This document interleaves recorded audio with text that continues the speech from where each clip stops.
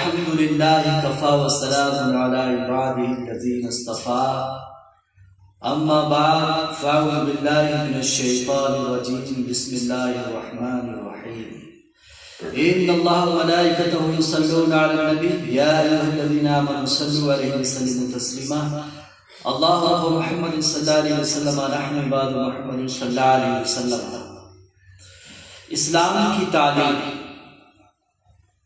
قرآن جو ہدایت کی باتیں پیش کرتا ہے، یہ اللہ تبارک و تعالیٰ کی وہ کتاب ہے جو سارے انسانوں کے لیے رحمت ہے اور سارے لوگوں کے لیے اللہ تبارک و تعالیٰ نے اس کو کافی بنایا۔ پیارے نبی صلی اللہ علیہ وسلم کو رب نے تمام عالمین والوں کے لیے رحمت بنا کر بھیجا اور اس قرآن کو تمام لوگوں کے لیے ہدایت بنا کر اتارا۔ یہ بات سمجھنے کی ضرورت ہے، سارے انسانوں کے لیے اللہ تبارک و تعالیٰ نے قرآن کو ہدایت بنا کر اتارا اور سب کے لیے اس میں دعوت ہدایت ہے،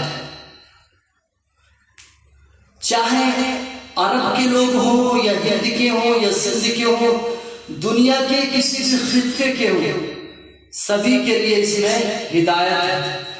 اور اللہ تبارک و تعالیٰ نے جتنی بھی اپنی کتابیں دنیا میں نازل فرمائی لوگوں کی ہدایت کے لیے، سبوں کا ایک ہی مقصد تھا، امن اور سلامتی۔ روئے زمین پر بسنے والے سارے انسانوں کے لیے اللہ تبارک و تعالیٰ نے جو ہدایت کے لیے، امن و سلامتی کے لیے اصول رکھے، ان کو اسلام کہا جاتا ہے۔ اللہ تبارک و تعالیٰ نے اپنے بندوں کی سلامتی کے لیے جو آئین، جو قوانین بنائے، ان کو عربک میں اسلام کہا جاتا ہے۔ اللہ تبارک و تعالیٰ کی ہر کتاب میں انسان کی ہدایت اور سلامتی اور محبت اور شرافت کی باتوں کو جمع کیا گیا۔ انسان خدا کی زمین پر 2 رہیں یا 4 رہیں یا 1000 رہیں یا لاکھ رہیں، کروڑ رہیں، ارب رہیں، سب سلامتی کے ساتھ، امن کے ساتھ اس پر آباد رہیں۔ تو اللہ تبارک و تعالیٰ نے انسانوں کی تعلیم اور ہدایت کے لیے اپنے ایک مخصوص بندے کو انہی میں سے چنا جس کو نبی یا رسول کہا جاتا ہے، اور اللہ تبارک و تعالیٰ نے ان کو کتاب عطا فرمائی تاکہ انسان فتنوں سے بچے، ہدایت سیکھیں، ہدایت پر چلیں، اچھائی کے راستے کی پہچان کریں اور فتنوں کے راستے سے بچیں۔ شیطان جو ان کی راہ میں آ کر ان کو ورگلا کر ان کو طرح طرح کی مصیبتوں میں ڈالنا چاہتا ہے، اس چیز سے بچانے کے لیے اللہ تبارک و تعالیٰ نے اپنی کتاب بھی اتاری اور اپنے رسولوں کو بھی جہان کے اندر بھیجا۔ اب قرآن کی تعلیم میں سب سے اہم تعلیم اللہ تبارک و تعالیٰ اپنی مقدس کتاب میں فرماتا ہے، پہلے اے لوگوں تم یہ جانو کہ اللہ تبارک و تعالیٰ نے تمہیں ایک مرد حضرت آدم علیہ السلام اور ایک عورت حضرت حوا علیہ السلام، یعنی ایک جوڑے سے تمہیں پیدا کیا۔ قرآن اس بات کی شہادت دیتا ہے سب سے پہلے انسانوں کا آغاز ایک جوڑے سے ہوا۔ پہلے انسان کا نام حضرت آدم علیہ السلام اور ماں کا نام حضرت حوا علیہ السلام۔ تو اللہ تبارک و تعالیٰ نے سارے انسانوں کو ایک جوڑے سے پیدا فرمایا ہے۔ ہم ایک ماں اور ایک باپ کی اولاد ہیں، چاہے دنیا کے کسی بھی گوشے میں آباد ہیں، جتنے بھی انسان ہیں ایک ماں اور ایک باپ ہی کی اولاد ہیں۔ تو ہمیں ایک دوسرے کی عزت اور احترام کس طرح کرنے کا حکم ہے، ہمیں ایک دوسرے سے کیسے کلام کرنا چاہیے، یہ بھی قرآن بتائے گا۔ اللہ تبارک و تعالیٰ نے اس کی تعلیم فرمائی، ہمیں ایک دوسرے کو کیا سمجھنا ہے، کس انداز میں اس سے باتیں کرنا ہے، کس انداز میں اس کی عزت کی حفاظت کرنا ہے. اس کے جو ہے، اس کا مال، اس کی جان، اس کی عزت، اس کی آبرو، وہ اس کی عزت تمہاری عزت ہے، اس کی آبرو تمہاری آبرو ہے. یہ انسان کا نظریہ اگر ہو جائے، یہ نظریہ تبھی ہوگا جب وہ تعلیم قرآن کی طرف آئے گا. اللہ تبارک و تعالی نے فرمایا تم ایک ماں اور ایک باپ کی اولاد ہو، وَجَعَلْنَاكُمْ شُعُوبًا وَقَبَائِلَ لِتَعَارَفُوا، اور تمہیں شاخوں میں، قبیلوں میں، خاندانوں میں، علاقوں میں، دیشوں میں تمہاری بڑھتی آبادی کے ساتھ جو تمہیں نام دیے گئے ہیں، یہ نام اس لیے پیش کیے گئے ہیں تاکہ تمہیں ایک دوسرے سے پہچان کرنے میں آسانی ہو، تاکہ تمہیں ایک دوسرے کو تلاش کرنے میں کوئی مشکل نہ ہو. لیکن اگر تمہارا کوئی نام، تمہاری آبادی، تمہاری شرافت اگر جہان میں زیادہ ہے، تم مالی اعتبار سے بہترین ہو، تم کسی بھی اعتبار سے بہترین ہو، اگر تم شان اور عظمت کے اعتبار سے زیادہ ہو، تو میرے بھائی یاد رکھو تم صرف اور صرف بہومت یا حکومت ہونے کی وجہ سے، یا بڑی تعداد میں ہونے کی وجہ سے، یا اچھے خاندان کے ہونے کی وجہ سے تم اللہ کی بارگاہ میں اچھے نہیں ہو سکتے.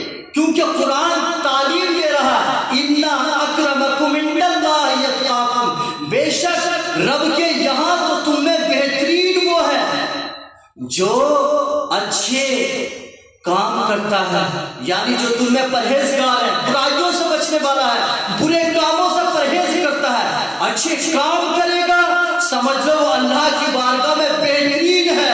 اور جو انسان برے اعمال کرے، ایمان والا ہو کر برے کام کرے گا، تو میرے عزیز اللہ تبارک و تعالیٰ کی بارگاہ میں اس کا کوئی مقام نہیں، کوئی درجہ نہیں.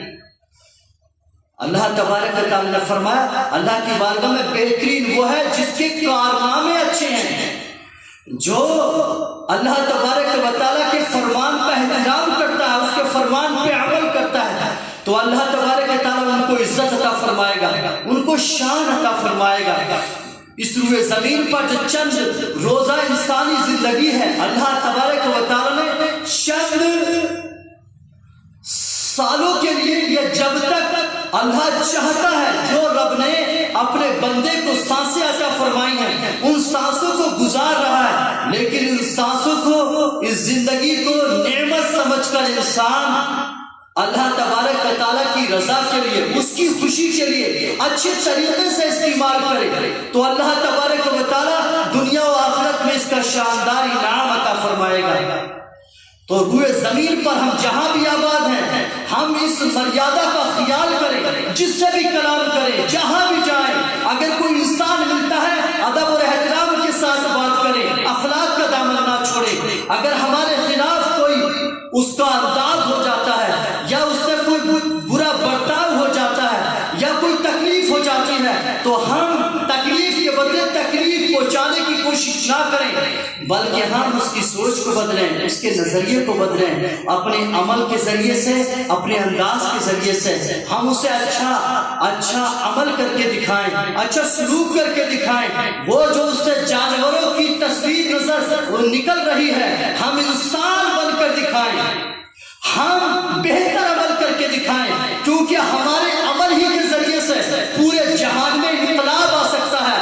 دنیا ظلم و تشدد اگر کر رہی ہو تو میرے عزیز سب سے بہترین طریقہ یہ ہے ہم ان کو ہدایت کی تعلیم دیں اور لوگوں کو اچھی اخلاق کے ذریعے سے اپنا مانوس بنائیں، ان کو اپنی طرف مائل کریں. یہ ہماری ذمہ داری بنتی ہے، یہ ہمارا اخلاقی فریضہ بنتا ہے، کیونکہ ہم انسان ہیں اور ایک خالق اور مالک کے بندے ہیں. ہمارا پہلا فرض بنتا ہے ہم اللہ کی بندگی کریں. ان اللہ ربی و ربکم فاعبدوہ.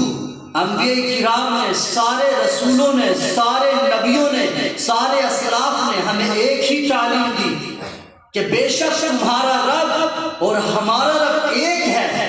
ہماری تعلیم یہ ہے جو ہمیں رب بندگی کرو. ھذا صراط مستقیم، یہی تو صراط مستقیم ہے. اللہ کی بندگی کرنا یہی صراط مستقیم ہے. کسی جماعت، کسی گروہ، کسی دیش یا کسی برادری کا نام صراط مستقیم نہیں، بلکہ اللہ تبارک و تعالیٰ نے اپنی مشیت سے جو راستہ دارالسلام کی طرف رکھا ہوا ہے، اس راستے کی شناخت اللہ تبارک و تعالیٰ نے کرائی. اپنی مرضی کے راستے کو اللہ تبارک و تعالیٰ نے صراط مستقیم کا نام دیا. لوگوں کی، قوموں کی مرضیاں، لوگوں کی مرضیاں، جہان کا اسلوب، جہان کا طریقہ، اس کا نام صراط مستقیم نہیں، بلکہ مشیت الہی کا نام صراط مستقیم ہے. اور جو اس پر چلے گا اللہ تبارک و تعالیٰ اس کو دارالسلام کی وادی میں داخل فرما دے گا. اللہ تبارک و تعالیٰ کی بارگاہ میں دعا ہے اللہ ہم سب کو صراط مستقیم کی طرف گامزن فرمائے اور ہم سب کی نیکیاں اپنی بارگاہ میں قبول فرمائے. ہمارے درمیان میں بھائی چارے کو قائم دائم فرمائے. السلام علیکم.